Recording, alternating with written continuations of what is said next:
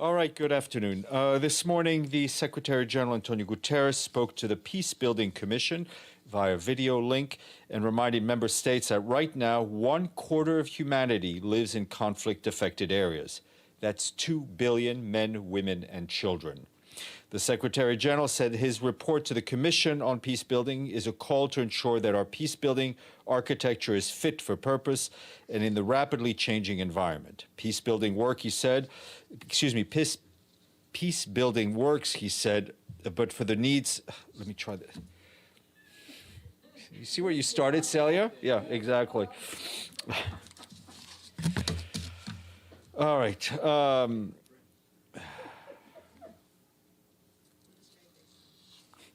If you could all stop talking, that would help. This peacebuilding works, he said, but the needs far outpace the resources, and the Peacebuilding Fund remains dependent on voluntary contributions from a small number of donors. The Secretary General said that he presented a proposal for an annual $100 million in assessed contributions for the Peacebuilding Fund. He urged member states to take steps to ensure adequate, predictable, and sustainable financing for peacebuilding, especially for the fragile transition stage of peacekeeping operations. He also called on member states, the UN system, and the international financial institutions and all partners to do far more to join up our humanitarian peace and development efforts. His remarks were shared with you.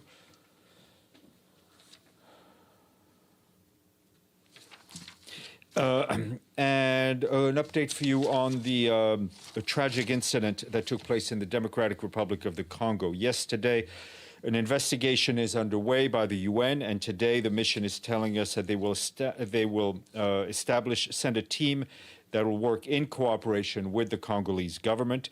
The mission is also continuing to carry out reconnaissance in the area around Rutshuru to monitor the activities of armed groups and to do whatever it can to protect civilians.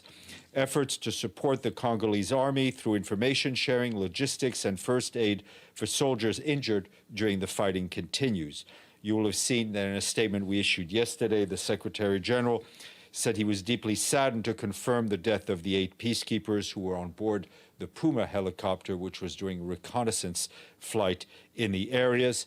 The bodies of our colleagues were recovered yesterday during the initial search and rescue operation that was launched by the peacekeeping operations.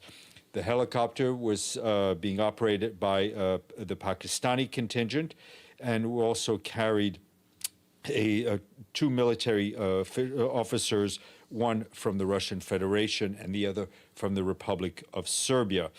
The Secretary General is deeply concerned by the resurgence of M23 activities in the border area between the DRC, close to Rwanda and Uganda, as well as the ongoing impact of violence involving armed groups and civilians.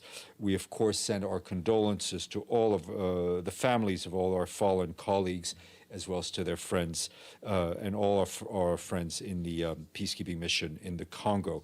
The Secretary General reiterates our commitment to support the Congolese government and people in their efforts to bring peace and stability to the eastern part of the country. I have an announcement on travels for Noeleen Heyzer, our special envoy for Myanmar. Noeleen Heyzer will be in Cambodia tomorrow to meet with Prime Minister and the foreign ministers in their capacities as the ASEAN chair and ASEAN special envoy.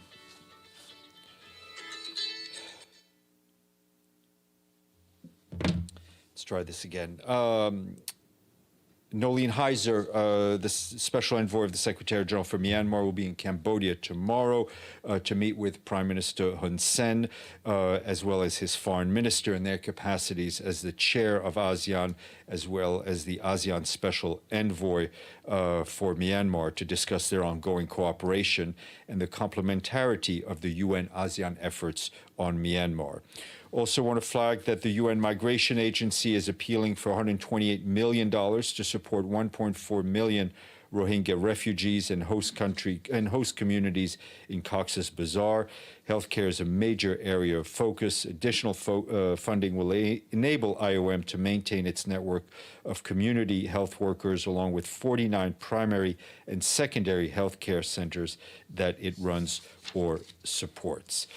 Turning to Ukraine, today the UN Refugee Agency said 4 million people have now fled Ukraine and 6.5 million are displaced within the country. UNHCR also says that 13 million are estimated to be stranded in affected areas or unable to leave. Also today, the UN Children's Fund said 2 million children have now been forced to flee Ukraine. UNICEF estimates that more than 2.5 million children have been internally displaced within the country. UNICEF continues to scale up its responses inside Ukraine and across refugee hosting communities. As of March 28th, UNICEF has dispatched 114 trucks carrying 1,275 metric tons of emergency supplies to support children and families in Ukraine and bordering countries. For its part, the World Food Programme said 1 month into the conflict, it is providing emergency food assistance to 1 million people in Ukraine and has built systems to deliver food at scale to communities in need. Trucks, trains, and minivans are today delivering food supplies to the most vulnerable people across the country, and more convoys are expected in the coming days. Following a massive scale-up of operations, WFP has provided 330,000 loaves of freshly baked bread to families in the city of Kharkiv, cash assistance to displaced people in Lviv, and ready-to-eat food in various parts of the country. WFP emergency food supplies have also made it to the conflict areas of Sumy and Kharkiv through 2 interagency humanitarian convoys. And you'll recall that yesterday afternoon, Security Council members heard a humanitarian briefing on Ukraine, one from the Deputy Emergency Relief Coordinator, Joyce Masuya, and they also heard from David Beasley, the WFP Executive Director. Moving on to Afghanistan, Martin Griffiths, the Emergency Relief Coordinator, is in Kabul on the 3rd day of his mission in the country. Today, he met with de facto Minister of Interior to discuss humanitarian issues. Mr. Griffiths also visited treatment centers for acutely malnourished children in the Indira Gandhi Children's Hospital in Kabul and the Aga Khan Provincial Hospital in Bamiyan. He also met with women, humanitarian workers, and civil society representatives. He will be leaving Kabul tomorrow for Doha, from where he will be joining the virtual high-level humanitarian pledging conference on Afghanistan, which is taking place tomorrow. We will be sharing with you the remarks that the Secretary General will deliver live tomorrow at that event, but he will do that virtually, but we'll share that text with you in advance. Yesterday, just want to update you on Yemen. You may have seen yesterday evening, we welcomed the announcement made in recent days by the Saudi-led coalition and by the Houthis to temporarily halt military operations in Yemen, and that is in line with our continued and collective call for such a move. We encourage all parties to build on these positive developments, which coincide with the arrival of the holy month of Ramadan. We further hope that this creates momentum to end all violence, advance Yemen's political process, and alleviate the suffering of the people of Yemen, including by easing restrictions on movements of individuals and essential commodities, including fuel. We urge the parties to use this opportunity to engage constructively and without preconditions with Special Envoy Hans Grunberg and his mediation efforts to reach a comprehensive negotiated settlement to end the conflict in Yemen.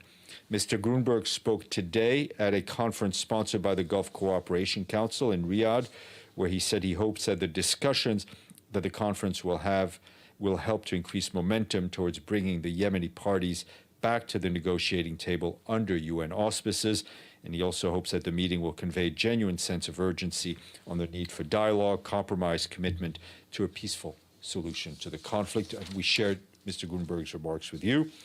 Quick update from South Sudan, where the UN mission there is urging all parties to respect the peace agreement, given the current tensions among signatories as well as increased subnational violence. UNMISS emphasizes the need for political parties to put aside their differences in the larger interest of peace, prosperity, and progress. With less than 11 months of the transitional period remaining, it is more important now than ever to stakeholders work together to implement outstanding benchmarks of the peace deal that free and fair elections can ultimately take place. UNMISS continues supporting ongoing political and peace process, as well as protecting civilians affected by conflict. The mission reiterates that there is no military solution for sustainable peace to prevail. Dialogue, as well as negotiated political settlements of issues, is the only way forward to ensure a peaceful future for all people of South Sudan. And just to flag a couple of statements we issued yesterday evening. First, the Secretary General condemned the recent terrorist attacks in Israel, which claimed the lives of at least 11 Israeli citizens. Such acts of violence can never be justified and must be condemned by all, he said. The Secretary General extends his heartfelt condolences to the families of the victims and wishes a prompt recovery to those injured. In the spirit of the upcoming religious holy days, the Secretary General calls for an immediate end to violence, which only serves to undermine the prospects for peace. On El Salvador, the Secretary General learned with concern about the spike in violence in El Salvador over the weekend. He expresses his solidarity with the Salvadorians at this difficult juncture and trusts that the measures will be adopted in response will be in line with international human rights standards and law.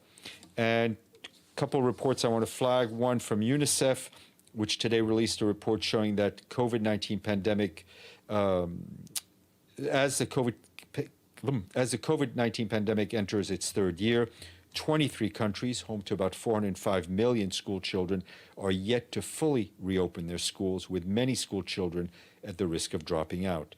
The agency says 147 million children missed more than half of their in-person schooling over the past 2 years. This amounts to 2 trillion hours of lost in-person learning globally.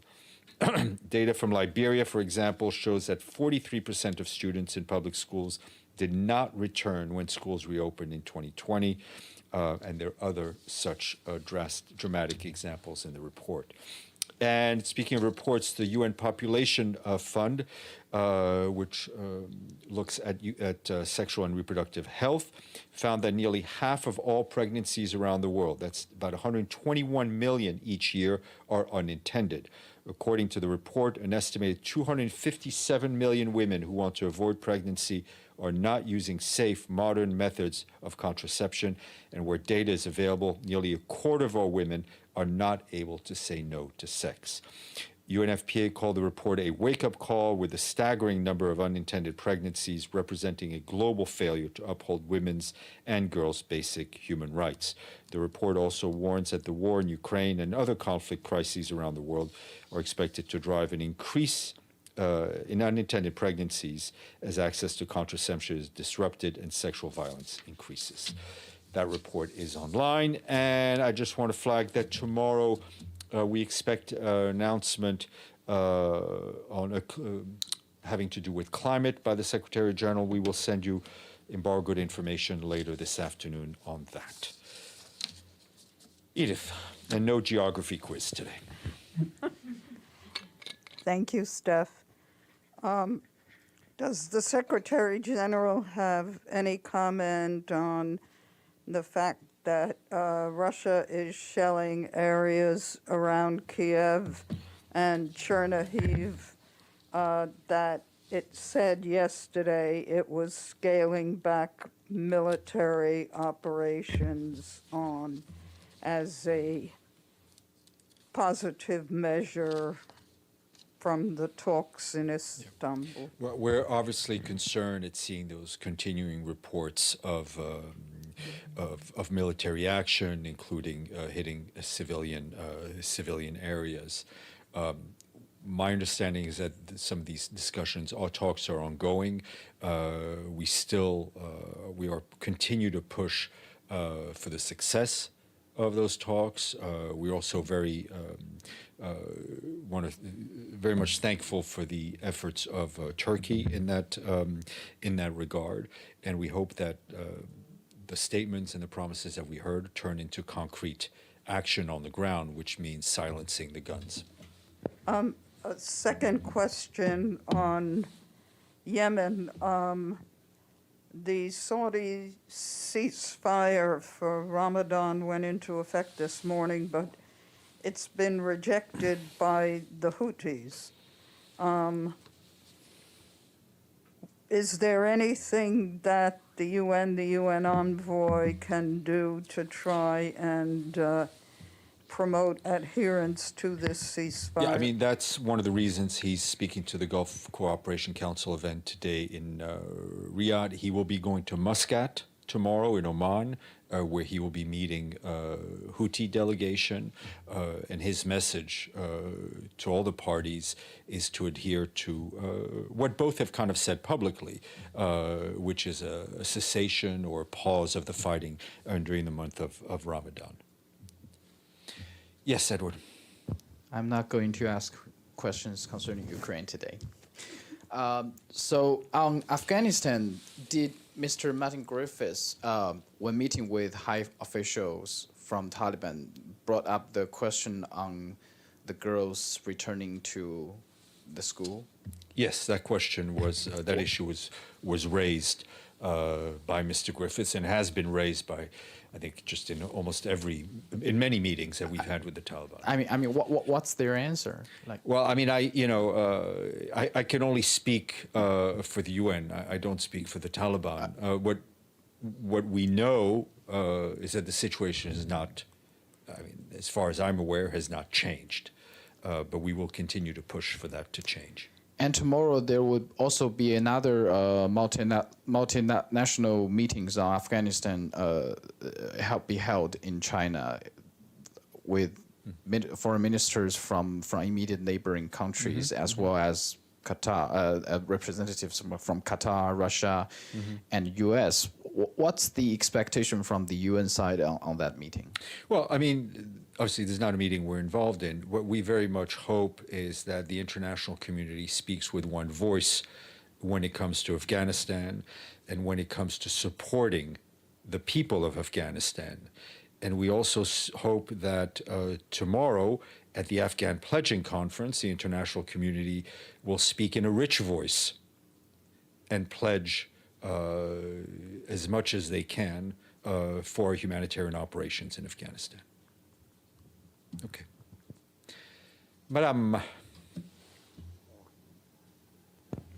Thanks, Steph. Also on Afghanistan, given the need for funding, I'm wondering if the Secretary General has had any contact with the United States or has any concerns that there's still $7 billion in Afghan funds sitting in the Federal Reserve.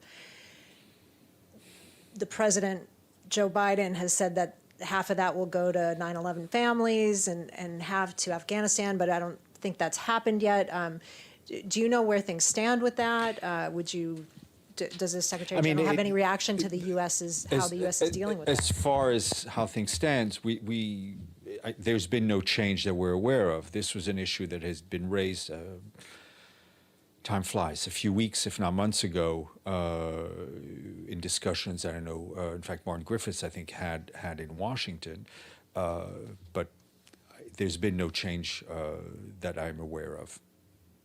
Just to follow up on that, did he advocate in Washington for releasing those funds to Afghanistan?